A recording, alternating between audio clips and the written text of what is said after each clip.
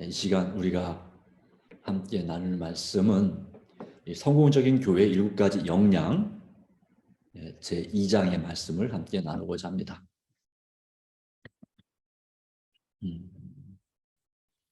오늘도 함께 해주신 여러분 진심으로 감사합니다. 네.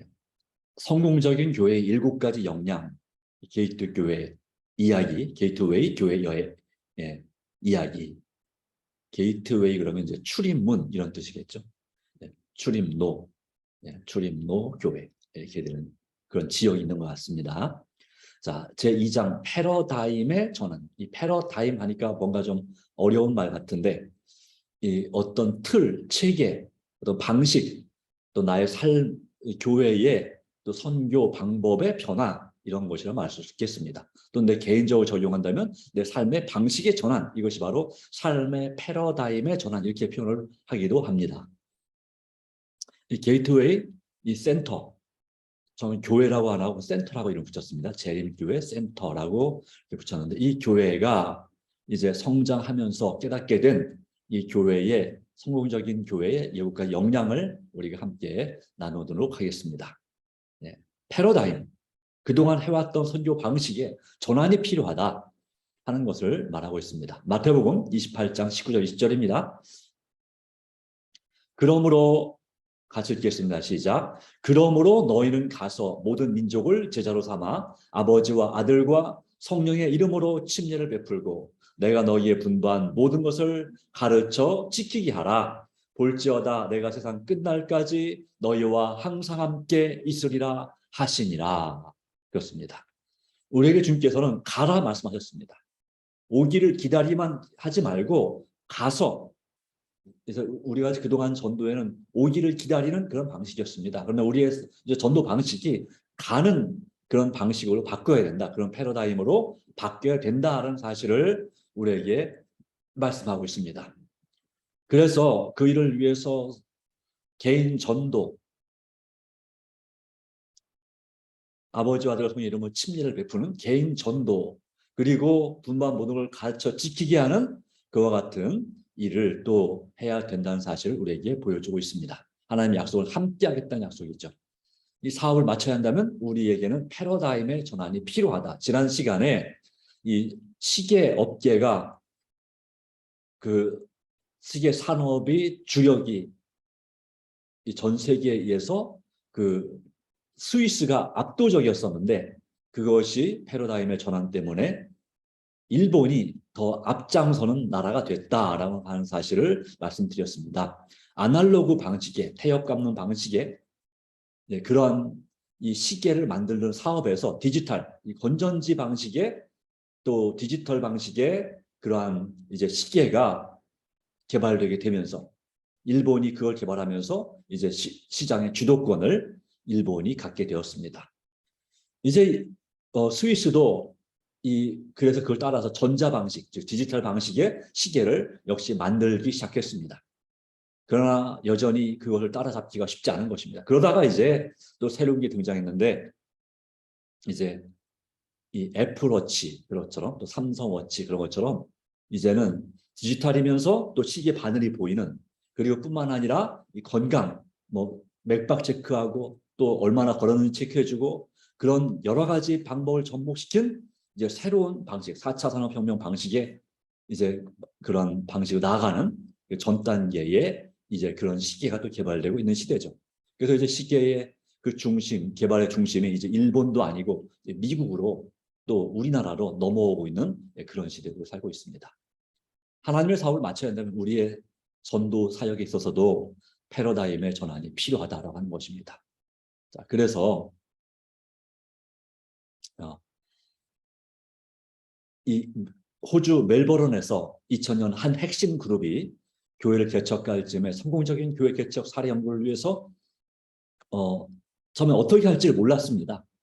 그래서 이 사도행전을 읽고 연구하기 시작했습니다. 그리고 우리 교회에 예언하시는 말씀들, 서적들, 복음 전도, 복음 교역자, 교회 정원, 특별히 국언을 읽었습니다. 도시에서의 선교라고 하는 주제로 그 책을 읽어가면서 거기서 찾은 원리들이 이 게이트웨이 교회 사역의 청사진이 되었습니다. 그리고 최초의 연구에서 뚜렷하게 나타난 핵심 요점은 바로 뭐냐면 이 신약 교회와 이 재림교회 선구자들이 모두 폭발적인 교회 성장을 경험했다는 사실입니다. 그 경험을 지금은 잃어버렸는데 그 경험을 다시 회복하여서 신약 교회의 그 선교 방식으로 돌아가는 것이 참으로 중요하다는 사실을 다시 한번 깨닫게 된 것입니다. 그래서 이제 신약 교회의 부흥을 살펴보면 사도행전 1장에서 다락방에서 이 마가의 다락방에서 기도했던 사람들이 모두 몇 명입니까? 120명의 사람들이 모여서 기도에 힘썼습니다. 간절히 기도하는 가운데 그 가운데서 서로 하나로 연합되고 그리고 온전히 마음이 서로 간에 정말 이 서로 사랑하는 그런 분위기를 만들어 갔습니다. 그래서 하나로 연합될 때 성령의 충만한 역사가 임하는데요. 바로 그 일을 통해서 물론 500명이 넘는 제자가 있었다고 그랬죠. 그중에 380명은 참 끝까지 참여하지 못했지만 120명의 사람들이 열심히 모여서 기도한 결과 그 교회에 부흥이 일어나게 됐습니다. 바로 오순절 성령의 충만한 역사가 임했습니다. 그러자 사도행전 2장에 보면 하루에 3,000명이 침례를 받습니다. 그 다음에 이제 3장 또 5장에 가면 숫자가 5,000명이 추가됩니다. 5,000명. 그래서 이와 같은 놀라운 역사를 경험하고 그리고 제6장에는 뭐라고 되어 있냐면 사도행전 6장에는 제자의 수가 더 심히 많아졌다라고 기록하고 있습니다. 그래서 더 이상 그 신자의 수를 헤아릴 수 없었다. 또는 수만 명이 있다 이렇게 표현합니다. 수만 명의 신자들이 예루살렘에 가득했습니다. 그러다가 이제 7장에 박해가 일어나서 7장 8장에 박해가 일어나서 사방으로 흩어지게 되었습니다. 바로 3장에서는 무슨 말이 나올까요? 사도행전 3장에서 이제 금과 은 내 여건이와 내게 있는 것 내게 주니 곧 나사렛 예수 이름으로 일어나 걸어라 하는 말씀을 통해서 3장부터 5장까지 이어진 내용 가운데서 그렇게 이와 같은 역사가 일어났습니다. 이 많은 사람들을 돌보기 위해서 어떤 모임이 필요했을까요? 이 많은 3,000명, 5,000명, 가서 한 8,000명, 10,000명 가까운 사람들을 수용할 만한 그런 장소가 없는 것입니다. 있어도 유대인들이, 유대교인들이 이 기독교인, 새로 등장한 기독교인들에게 장소를 빌려주지 않는 것입니다. 그러니까 어떻게 했을까요? 예수님처럼 야외, 들에서, 뭐 감람산이나 이런 산에서 예배를 드리거나 이렇게 했어야 되는 거죠. 그리고 아니면 각 가정별로 10명, 뭐 저는 5명, 또 10명, 20명, 30명씩 또 50명씩 가정별로 모여서 이 사람들을 이제 120명의 성령 충만하게 받은 제자들이 그들을 훈련시키고 교육시키고 가르쳐 지키게 하는 그런 제자로서 양성하는 일이 필요했습니다. 그렇기 때문에 여기 사도행전 6장에는 뭐라고 했냐면 교인의 수가 더 심히 많아졌다 되지 않고 뭐라고 되어 있습니까? 누구의 수가? 성도의 수나 교인의 수가 아니라 제자의 수가 더 심히 많아졌다라고 말씀하고 있어요. 그들에게 있어서는 이 3,000명이든 5,000명이든 다 무엇이 되었습니까? 제자가 되었습니다. 제자 훈련. 예수님의 제자로 삼았습니다. 예수님의 제자들이 그들을 그들의 또한 제자로 삼았습니다. 그하여 제자의 수가 더 심히 많아졌다. 제자의 수라고 말할 때 제자는 어떤 제자를 말할까요? 다른 사람들에게 전도해서 영혼을 구원할 수 있는 그런 실력과 능력을 겸비한 제자를 말하는 것입니다. 다른 사람들을 위해서 적어도 잘 가르치는 것이 혹시 어설플지라도 이 한 명이라도 주님께로 인도하겠다는 그 열성을 가진 그런 제자의 수가 더 심히 많아졌다라고 우리는 표현할 수 있겠습니다. 바로 초대교회는 그랬습니다.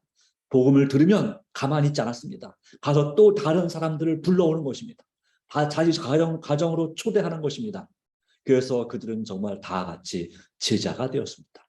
가정에서 그 먼저 예수님을 믿은 제자들의 그 삶의 모습을 보면서 모범을 보면서 그들이 예수님을 믿는 법을 배웠고 진리를 가르치는 법을 배웠고 또한 그 삶의 방식, 신앙생활의 방법을 또 소그룹을 이끌어가는 그런 요령을 방식을 그들이 함께 나눴고 배웠습니다. 그 교회, 신약교회 성장 요인에 4가지 아주 중요한 것이 있었는데 4가지의 요소가 있었는데 그것이 바로 뭐냐면 첫 번째 개인 전도, 두 번째 가정 기반의 전도, 세 번째 공중 전도, 네 번째가 뭐였냐면 제자 양성 훈련이었다라는 것입니다.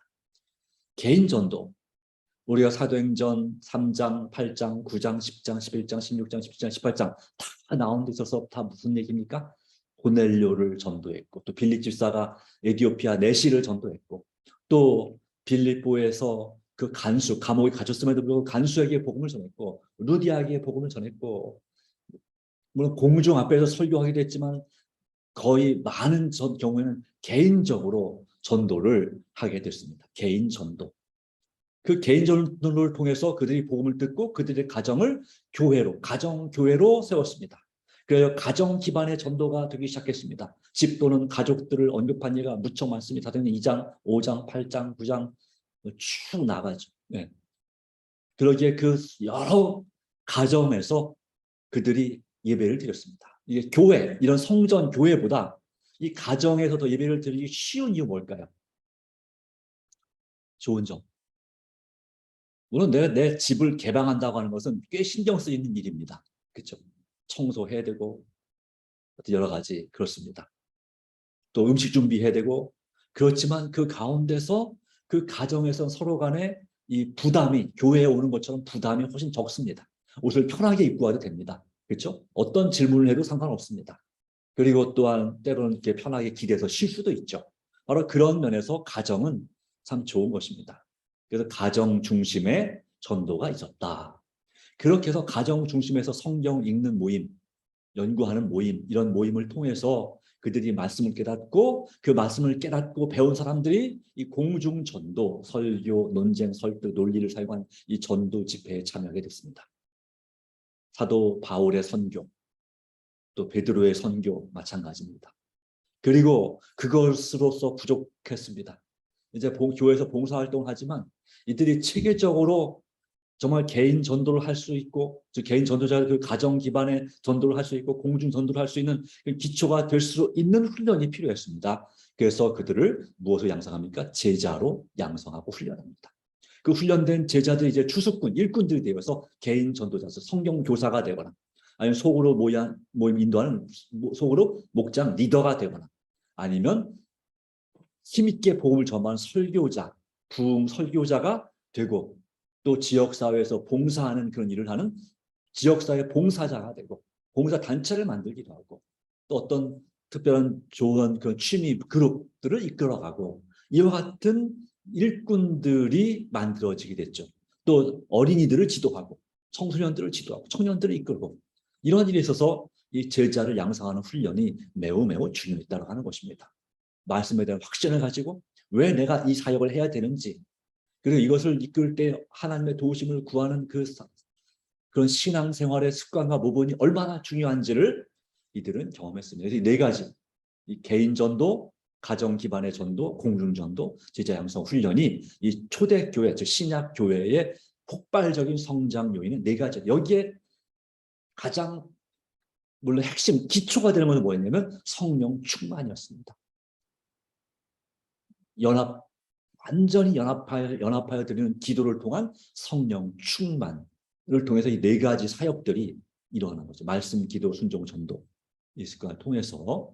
자, 이런 모습들을 보면서 신약교회 네 가지 요소를 정리하면, 먼저 그들이 제자 훈련을 통해서 하나님 말씀을 이제 프로그램 대신에 하나님 말씀을 모방하고 담고 그 말씀을 묵상하고 연구합니다. 그리고 그 제자 훈련이 된 리더를 중심으로 해서 가정 기반 전도, 말씀을 실천하는 그런 자기 집을 개방하고 사람들을, 친구들을 초대하고 또 그룹식들이 함께하는 그런 가정 중심의 전도. 말씀, 그리고 음식을 나누고 말씀을 나누고 삶을 나누고 서로 간에 또 필요를 위해서 기도해주고, 이와 같은 이 네 가지 중심의, 이와 같은 가정 중심의 전도가 일어나면서 그 가운데서 이제 어떤 일이 일어날까요? 그 말씀을 자꾸 듣다 보면 말씀에 질문이 생기겠죠. 더 말씀을 깊이 알고 싶겠죠. 그런 사람들을 위해서 개인 전도, 말씀을 1대1로 또는 2대2로 가르치는 그런 이제 모임이 생겨나게 됐습니다. 그것이 바로 개인 전도입니다.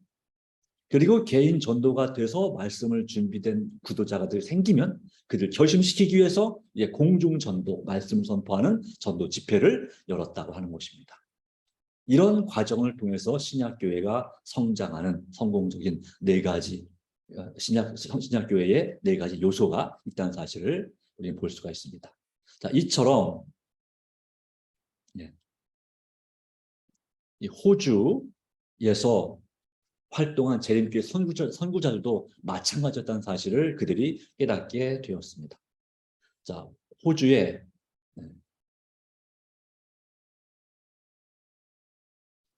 1885년 해스켈이라고 하는 사람이 5가정의 동료와 함께 미국에서 호주로 건너와서 멜버른이라는 도시에서 사역을 시작을 했습니다. 그런데 그 당시에 이 재림교회에 대한 선입견이 무척 강했습니다. 그래서 강당을 빌리거나 신문에 광고를 낼 수도 없었던 적대적인 환경이 있었습니다. 자, 왜 그랬느냐? 1888년까지 우리 재림교회는 다분히 율법주의적이었습니다. 안식일을 지켜야 천국에 가고 또 여러 가지 어떤 것을 하나님의 계명을 지켜야 어떻게 해야지 그것이 바로 우리의 하나님 앞에 인정받는 그러한 것임을 그렇게 주장하고 강조했다고 하는 것이죠. 그래서 이 실천 중심의 신앙을 무척이나 강조했습니다. 그리고 또 이때까지 1888년까지는 우리 재림교회가 1844년 그리고 재림운동을 통해서 시작했고 1860년에 우리 교회가 조직이 됐죠. 교단적으로. 그런데 그때 우리 재림교회는 삼위일체 교리를 인정하지 않았습니다. 하나님 아버지만 하나님이시고 예수님은 그가 낳으신 분. 처음엔 피조물이었다가 피조물은 아니고 하나님께서 낳으신 존재다. 라고 그렇게 생각을 했습니다. 그러다 보니까 오늘날 마치 어떤 교회 취급을 받았냐면 여호와 증인 교회 취급을 받은 거죠. 예, 여호와 증인 교회처럼 여호와 증인 교회도 삼위일체를 지금 인정하지 않죠. 그것이 잘못됐던 것이라고 이방 종교에 들어온 것이라고 가르치고 있습니다. 또한 그 유대인들처럼 율법주의, 율법을 십계명을 지켜야만 구원받는다고 그렇게 생각을 했던 성향이 무척 강했다라고 하는 것입니다. 그런데 이제 1888년 믿음으로 말미암은 의의 기별이 선포되면서 그것이 아니라는 사실을 다시 깨닫게 됐죠. 그것에 대해서 엘렌 화이트 여사가 이 우리 재림교회를 대표하는 선지자로서 그것을 이제 검증을 했습니다. 증언의 말씀을 통해서 이 성경 말씀의 원래 그 가르침은 그 하나님의 계명을 지켜야 구원받는 것이 아니라 믿음으로 오직 믿음으로 구원받는 것이고 초대교회도 마찬가지고 구약시대 이스라엘 백성들 당시도 마찬가지였다는 사실을 강조했습니다. 그리고 우리가 하나님의 십계명을 지키는 것은 그분을 사랑하기 때문에 그분 우리를 사랑하셨기 때문에 우리가 믿음으로 구원받는 하나님의 자녀이기 때문에 하나님의 명령과 계명을 당연히 지키는 것이다 라는 사실을 그리고 그 계명을 지키는 것조차도 우리 자신의 힘으로 능으로 우리 스스로 할 수 없고 오직 예수 믿음으로 된다는 사실을 우리가 그때부터 비로소 적극적으로 가르치게 됐습니다. 다만 한국교회는 여전히 1900년대 초반 또 후반에도 이런 이 약간 율법주의적인 경향이 없지 않아 있었습니다. 그래서 안식일 안 지키면 천국에 못 간다. 11조 안 내면 천국에 못 간다. 또 어떤 음식을 건강에 하나님께 먹으라는 음식 외에 다른 음식을 먹으면 천국에 못 간다. 이런 식으로 많이 얘기를 했습니다. 천국에 못 갔다는 얘기는 구원을 못 받는다. 이런 얘기가 되겠죠. 그래서 그런 성향들이 일반 개신교회가 보기에는 우리 재림교회가 율법주의적인 그런 교회로 보였습니다. 율법주의란 무엇입니까? 다른 게 아닙니다.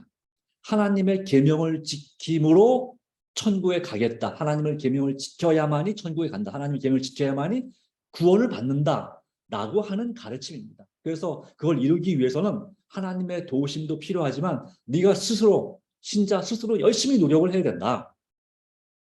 그런 신자의 노력이 없이 헌신과 수고가 없이 하나님께서 도와주지 않는 하늘은 스스로 돕는 자를 돕는다.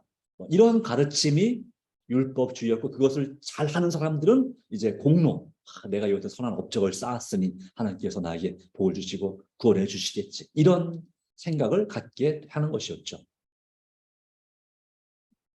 나름대로 정말 진실한 마음으로 그렇게 했지만 그러나 그것은 사실은 성경의 진정한 가르침을 깨닫지 못한 결과였습니다.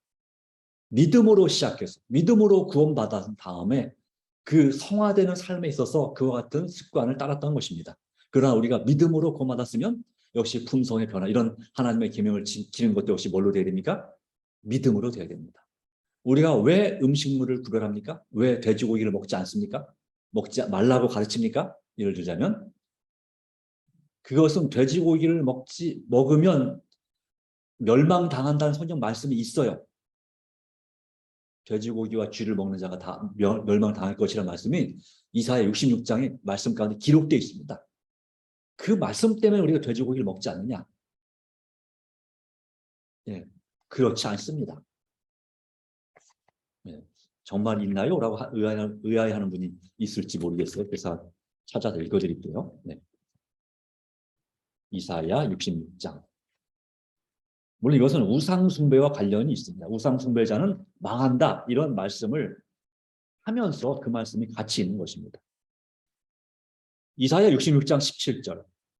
스스로 거룩하게 구별하며 스스로 정결하게 하고 동산에 들어가서 그 가운데 있는 자를 따라, 그래서 이제 나눠지는 목상, 우상 뒤에서 돼지고기와 가증한 물건과 쥐를 먹는 자가 다 함께 망하리라. 여호와의 말씀입니다. 우상 숭배자들은 그들이 먹는 그 우상에 바치는 제물이 바로 뭐였냐면 이런 돼지고기나 쥐 같은, 그래서 쥐도 제물로 바쳤다는 게 참 이해 안 되지만 어쨌든 그랬습니다. 예. 정말 먹을 게 없을 때는 쥐도 잡아 먹었으니까요. 예.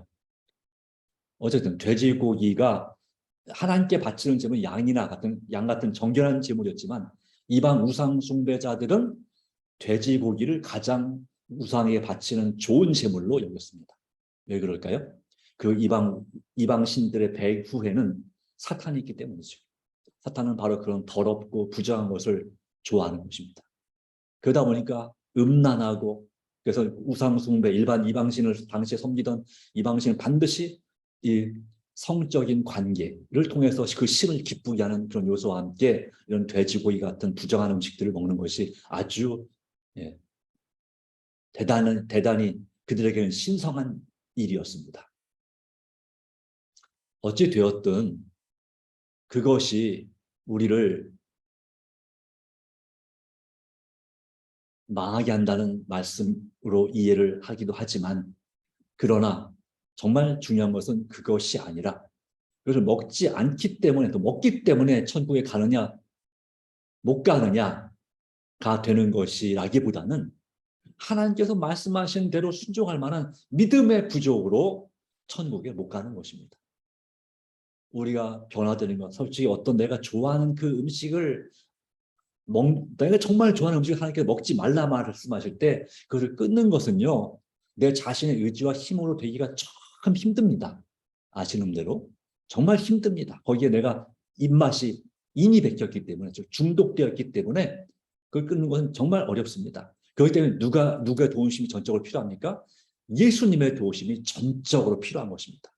그런 정말 예수 믿음이 없이는 우리는 음식물 개혁을, 식생활 개혁을 할 수 없습니다. 분명히 우리가 정말 진정한 부흥하는 교회가 되려면 가장 중요한 개혁 중에 하나가 우리의 입맛을 개혁하는 것이다 라고 되어 있습니다. 네. 식생활 개혁이 가장 최우선이 되어야 된다. 그 다음에 다른 개혁들, 건강 법칙을 지키는 개혁이 필요하고, 하나님 말씀대로 순종하는 개혁이 필요하고, 지역사회에서 봉사하는 개혁이 필요하고, 여러 가지가 그 외 모든 것이 필요되는 것입니다. 예배의 개혁이 필요하고, 네. 이 모든 것은 다 뭐로 되는 것이라고요? 믿음으로 되는 것이라고. 근데 지금 1880년대 이 당시에는 우리 제일교회가 그런 믿음을 그렇게 강조하지 않았다고. 예수 믿음보다는 하나님의 계명을 더 강조했습니다. 왜냐하면 그 당시 일반 개신교들이, 또 천주교도 마찬가지고 예수 믿음을 강조했지만 하나님의 계명을 어기는 그런 것이 너무나 강했기 때문에, 컸기 때문에 우리 제일교회는 하나님의 계명을 지키는 것이 하나님을 정말 사랑하라는 것이라는 그 사실을 요한복음 14장 15절 너희가 나를 사랑하면 나의 계명을 지키리라. 그거에 대한 강조를 너무 하다 보니까 상대적으로 예수 믿음이 약해진 것입니다. 물론 처음에는 예수 믿음으로 같이 했겠죠. 그러나 그래서 우리 재림교회는 전도를 위해서 강당도 빌릴 수 없었고 신문에 광고도 받아주지 않았다. 왜냐하면 그 신문사가 대부분 기독교인들이 운영하는 신문사다 보니까 그랬다라는 것입니다. 그런 가운데서 이 교회가 호주 멜버른에서 그런 가운데서 2번의 전도를 했고 집집방문과 문서 전도를 했고 또한 가정 성경 연구를 했고 그걸 통해서 90명의 사람들이 첫 교회를 조직합니다. 처음에 5가정 왔으니까 한 30명 정도 모였겠죠. 처음에 30명 정도로 시작해서 이제 90명이 한 해 동안에 이제 교회로 모이게 됩니다. 그리고 둘째 해에는 200명의 성도들이 모이게 되었습니다. 그리고 그로부터 6년 후에 1891년 엘렌 화이트이 호주를 방문했을 때 멜버른은 여러 교회와 700여 명의 신자들이 있었다라는 것입니다. 그래서 이때 이 헤스켈이 했던 이 폭발적인 호주 교회의 성장의 비결도 바로 4가지였다. 출판물을 기초로 한 개인 전도, 성경 독해를 통한 가정 기반의 전도, 그리고 성경 강해를 통한 공중 전도, 또한 오스트레일리아 성경학교를 통한 제자 또는 신학교를 통한 제자 양성 훈련이었습니다. 오늘 여기까지 마무리할 텐데요. 네, 오늘 우리가 보면서 오늘 우리 교회의 부족한 부분이 무엇입니까? 출판물을 기초로 한 개인 전도 많이 부족합니다. 가정 기반의 목장 전도, 코로나 때문에 우리가 쉬고 있지만 다시 이것이 부흥돼야 됩니다. 성경 강의를 통한 공중 전도와 또는 제자 양성 훈련, 이것도 우리가 하고 있긴 하지만 더 강화시킬 필요가 있다고 하는 것입니다. 이를 위해서 특별히 우리 목장, 여러분 각 목장의 모임은 또 목장 중심의 이 제자 훈련은 무척이나 중요하다는 사실을 다시 한번 기억할 필요가 있겠습니다. 다 같이 머리 숙여 기도하도록 하겠습니다. 하나님 아버지, 주님 앞에 이와 같이 우리의 목장 식구들이 있습니다. 이 목장 식구들의 기도가 별거 아닌 것 같지만 이와 같은 기도가 없이는 우리가 참으로 진정한 성장과 부흥을 경험할 수가 없음을 다시 한번 기억합니다. 하나님 아버지, 주께서 정말 도와주시고 우리 삶 가운데 역사하사 주님 앞에 열심으로 기도하고 열심으로 주님을 의지하는 우리가 되게 해주시기를 간절히 바랍니다. 오 주님, 우리 사랑 목장 안춘웅 장로와 최명순 집사, 또 요새 목장 한정호 집사, 임재홍 집사, 바울 목장 이호지 장로와 김기열 집사, 그리고 평화 목장 이조연 이옥화 집사, 또 한번 목장 김금순 조영미 집사, 그리고 청년 목장 김인호 김지혜 우리 청년들을 위해서, 또 어린이부 우리 패스파인더 이정직 집사에게 함께 하시고 정말 주님 은총을 베풀어 주셔서 오 주님, 이 주님을 위한 이 사역과 사업에 주께서 은혜 주시기를 간절히 바랍니다. 마음과 생각을 다하여 힘을 다하여 주님을 섬기고 이웃을 섬기고 서로 사랑하는 우리가 되게 하여 주시고, 오 주님, 이제 전도회가 얼마 남지 않았습니다. 우리 목장에서 주님께 이 전도에 참여할 영혼들을 꼭 주시고 또 성경을 공부하고 배울 영혼들에게 은혜 주시기를 간절히 바랍니다. 하나님, 지금 성경을 공부하고 있는 유아리, 조동철, 이은규, 은호 이 성도들에게도 주께서 은혜 베풀어 주시고 또 주님 안에서 더 말씀을 더 많이 배울 수 있는 영혼들을 주시기를 간구합니다. 특별히 몸과 마음이 아파서 주님 앞에 나오지 못하고 있는 불쌍한 주의 사랑하는 영혼들 기억하여 주시고 속히 회복시켜 주시기를 간절히 바랍니다. 주님, 우리가 기도하는 교회 되기 원합니다. 성령 충만하도록 한 마음으로 연합하는 교회 되기 원합니다. 우리가 서로의 반목과 미움을 다 내려놓고 남의 단점을 찾기보다는 장점을 더 칭찬하고 격려하며 단점을 내서 기도해주는 하나님의 사람들이 되게 하여 주시옵소서. 지난 안식일 교회 출석한 영혼들에게 복의 복을 주시고 또한 결석한 영혼들에게 은총 베풀어 주시사 이번 주에 꼭 주님 앞에 나올 수 있도록 은혜 베풀어 주심을 믿습니다. 우리를 사랑하시는 주님, 예수님의 이름으로 간절히 기도드리옵나이다. 아멘.